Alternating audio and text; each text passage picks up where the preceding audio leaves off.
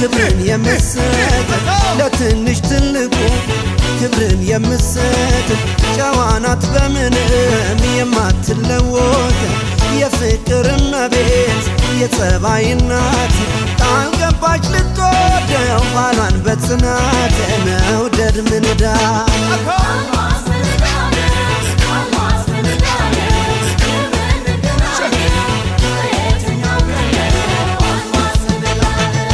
ይታያል ሙሽራው